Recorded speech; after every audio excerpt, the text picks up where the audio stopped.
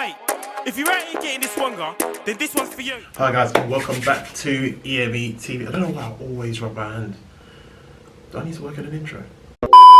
Anyway guys, welcome back to EME TV. As you can see by the title, today we're going to be talking about a common question I get asked by my friends, family, just individuals that obviously are looking for cars, is around mileage. Like, loads of people seem to have this, it's not an obscene theory, but it's like, I don't know how to put it, but essentially people are just scared of high mileage cars. People have got it in their head that if I'm gonna get into this car, it's just gonna bring me problems after problems after problems. But that's not always the story. There's more to the story than it seems, and people just need to be able to do their research and just essentially know what you're getting into, know what the history of the car is. So today I'm just going to speak a bit about what I think about the whole high mileage theory and why people are scared, and essentially why I think it's not even that bad.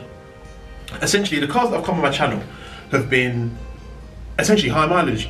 A couple of Astras. I think all the cars that have been on my channel so far have been, not every single one, because the Fiat was a decent mileage, but most of the cars have been over 100k, and I've sold them off. And all of the owners, because I like to keep in touch with owners after about a week or so, so loads of them I haven't been keeping in touch with, but essentially are fine, working perfectly, not bringing any problems, good MOT, they pass an MOT with flying colours. There's reasons behind this. So people just need to know that high mileage vehicles are not just always going to bring you bad news. So essentially, I think the theory is because, anyway, I've banged on about it in my videos whereby you don't want to get into a car and you drive away and this and that happens. But one thing that high mileage vehicles, in my opinion, have over lower mileage vehicles. So when I say high mileage, I tend to mean in the range of about 100 to 120,000 miles. If they're still running, got a good service history, and have had certain parts changed that they need to at that mileage, they can be better and cost you less money than cars around the 50 to 60, 70k. I don't know why people are still doing fireworks. Oh. But essentially, those cars can bring you less problems than the cars at the sort of 50 to 70k mark. Well, you're probably asking why that is. Essentially, those cars still need things to be changed later on in their mileage life, whereas those cars at 120, 110 have already had those things changed, and the life expectancy of those things needed to be changed a lot longer than those ones at 50 to 70k. So essentially, the cars at 100k may be able to cost you less money in the long run than those at 50, 60, 70. But of course, I'm not going to say having a high mileage vehicle is better than having a low mileage vehicle. You know, everybody wants, you want that brand new car with 0 mileage. 100%, I want that brand new car.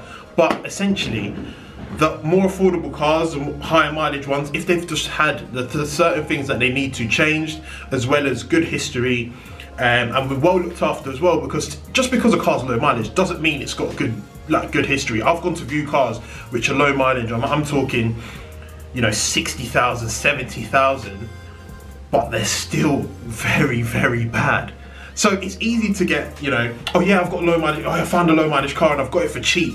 There's a reason that it's cheap, and it's probably going to cost you a lot. Just because it's low mileage doesn't mean that all the problems just go out the door just because it's low mileage. That's never the case.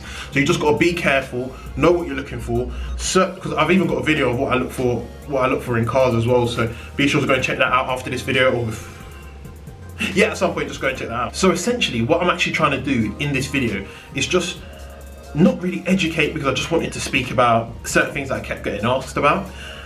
Is that just because a car is high mileage does not mean that it is going to bring you headache after headache.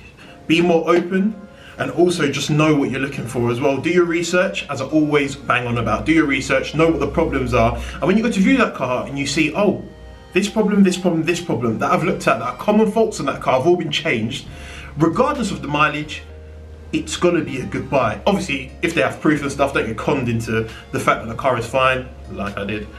Peugeot 207. If you haven't seen that video, go check that out. But yeah, just try and be, you know, as clued up as you can before investing or putting any money down.